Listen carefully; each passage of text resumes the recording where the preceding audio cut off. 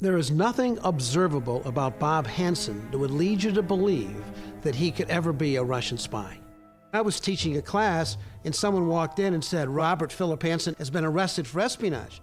Well, I knew Robert Philip Hanssen as Bob Hanssen, not Robert Philip Hanssen, and my first comment was denial, because I knew him very well. He had worked for me in the FBI. His office was right across the hall from me. And so I sat there and he says, what did I miss? They had been hunting Hanssen for almost 2 decades with no idea that he was in the FBI. And it wasn't until the final moment before he was going to retire in December of 2000 that the FBI cultivated a source in Russia who handed over a tiny file of information that suddenly made them aware that this spy was in the FBI. When you have a suspect like Bob Hanssen, the last thing you want to do is let him know that he's under investigation. So what do? You try to make him feel comfortable. So they put the worst spy in US history, our first cyber spy, in charge of developing cybersecurity for the FBI. And his ego was flattered. He'd asked for this job his entire career, and suddenly he had it. And that makes him feel more comfortable if he believes he's on a suspect. And in order to investigate him during that time in the room that they built for him, they found me. And they put me in there, and they said, you have 3 tasks. First, don't screw up. Make sure he feels like this is a real job. Second, get him to talk. We can't learn anything unless he speaks to you.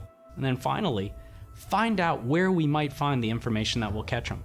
We started talking about his Palm Pilot after I asked him about it, after watching him manage it in a way that protected it. I went to the Office of Science and Technology and I requisitioned 2 Palm Pilots, one for me and a new one for him. I handed him one and he pushed it back to me and he said, I don't want this. I've written the encryption on my Palm myself, and these people at the FBI could never crack it on their best days. That is a clue. You don't have to be too much of a crack investigator to know that there are probably things on that device that he doesn't want anyone to know, and we had to get it away from him.